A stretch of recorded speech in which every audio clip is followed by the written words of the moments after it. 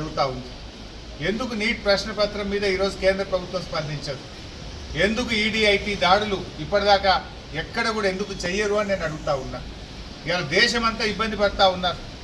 మన రాష్ట్రంలో కూడా దాదాపు 1,00,000 కుటుంబాలు 1,00,000 కుటుంబాలు నీట్ పరీక్ష రాసి ఇవాళ ఏంది మా పిల్లల భవిష్యత్తు ఏందో ఆందోళన చెందుతూ ఉంటే, ప్రశ్నపత్రం అంగట్లో సరుకులాగా అమ్ముకుంటూ ఉంటే దాని మీద కేంద్రం కానీ ఈ ఇన్కమ్ ట్యాక్స్ డిపార్ట్మెంట్ కానీ ఈడీ కానీ నోరు మెదపని పరిస్థితి ఉన్నది. మరి రాష్ట్రంలో ఏం జరుగుతూ ఉంది? రాష్ట్రంలో ఉన్న కాంగ్రెస్ ప్రభుత్వం కూడా ఇవాళ ప్రతిపక్ష నాయకులను టార్గెట్గా పెట్టి మమ్మల్ని మా మూమెంట్స్ అన్నింటినీ కూడా ఇంటెలిజెన్స్ నెట్వర్క్ ద్వారా ఫోన్ల ద్వారా మా అన్నీ కూడా మానిటర్ చేస్తూ ఇవాళ రాష్ట్రంలో కాంగ్రెస్ పార్టీ కూడా బీఆర్ఎస్ ఎమ్మెల్యేల మీద టార్గెట్ పెట్టుకొని పనిచేస్తూ ఉన్నారు. ఏదో రకంగా బీఆర్ఎస్ ఎమ్మెల్యేలను కాంగ్రెస్ పార్టీలో చేర్పించుకోవాలి. చెప్పేదేమో శ్రీరంగ నీతులు. కాంగ్రెస్ పార్టీ మేనిఫెస్టోలో ఏం పెట్టారు? కాంగ్రెస్ పార్టీ మేనిఫెస్టోలో ఎవరైనా ఎమ్మెల్యే పార్టీ మారితే అదే నిమిషం పార్టీ సభ్యత్వం పోయి రద్దు చేయాలని చెప్పేమో కాంగ్రెస్ పార్టీ మేనిఫెస్టోలో రాహుల్ గాంధీ గారే మేనిఫెస్టో విడుదల చేస్తారు. కానీ చేస్తున్నది ఏంటి? ఇవాళ బీఆర్ఎస్ ఎమ్మెల్యేల ఇండ్ల చుట్టూ తిరుగుతూ బీఆర్ఎస్ ఎమ్మెల్యేలను కాంగ్రెస్ పార్టీలో చేర్చుకోవడానికి కుట్రలు చేస్తూ ఉన్నారు. వినకపోతే ఆ ఎమ్మెల్యేలు టార్గెట్ చేయడం, అక్రమ కేసులు పెట్టడం, భయభ్రాంతులకు గురి చేయడం, కుటుంబ సభ్యుల్ని ఇబ్బంది పెట్టడం ఇది జరుగుతూ ఉంది. ఇవాళ ప్రజలన్నీ కూడా గమనిస్తూ ఉన్నారు. ప్రజలు మీకు అవకాశం ఇచ్చింది ప్రజలకు మేలు చేయమని, ప్రజలకు ఇచ్చిన హామీలు అమలు చేయమని. కానీ ప్రజలకు ఇచ్చిన హామీలు వదిలిపెట్టినరు. ప్రతిపక్షాలను బలహీనపరుస్తాం, వినకపోతే ప్రతిపక్షాల మీద కేసులు పెట్టి ఇబ్బంది పెట్టామని ప్రయత్నం చేస్తూ ఉన్నారు. కానీ మా మైపాల్ రెడ్డి గారు వారి కుటుంబ సభ్యులు ఇవాళ చాలా గట్టిగా ఉన్నారు. ఈడీ అధికారులకు సంపూర్ణంగా సహకరించిండ్రు. ఫోన్లు ఇచ్చిండ్రు, లాకర్లు ఇచ్చిండ్రు, బీరువాలు ఇచ్చిండ్రు, కాగితాలు ఇచ్చిండ్రు, ఇవన్నీ చెక్ చేసుకోమన్నారు. వాళ్ళు అణువు ఎతికినా, ఎందుకంటే తప్పు చేసింది లేదు కనుక, ఆడ దొరికిందేమీ లేదు, తప్పు చేయలేదు కనుక భయపడాల్సిన అవసరం అంతకంటే లేదు. పూర్తిగా సహకరించాం. ఇలా మాకు న్యాయ వ్యవస్థ మీద నమ్మకం ఉన్నది.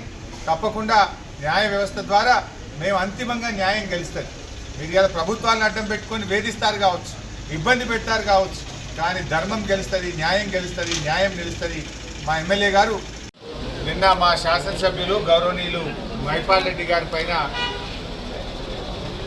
ఈడీ దాడులు జరిగిన నేపథ్యంలో వారిని కలవడానికి మాట్లాడడానికి రావడం జరిగింది.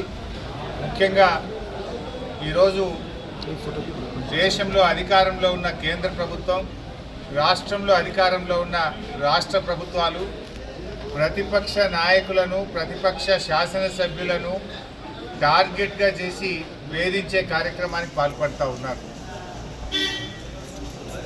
ఇప్పుడే మేము మహిపాల్ రెడ్డి గారితో మాట్లాడితే కనీసం ఇంట్లో డబ్బు కానీ బంగారం కానీ ఎలాంటి వస్తువులు కానీ ఇంట్లో ఒక్కటి కూడా అక్రమంగా దొరికింది ఏమీ లేదు. ఏది ఉన్నా ఐటీ రిటర్న్స్తో బాజాప్తా అన్నీ క్లియర్గా స్పష్టంగా ఉన్నాయి తప్ప ఒక్క తప్పు కూడా లేదు. అయినా ఎందుకు దాడులు చేస్తున్నట్టు?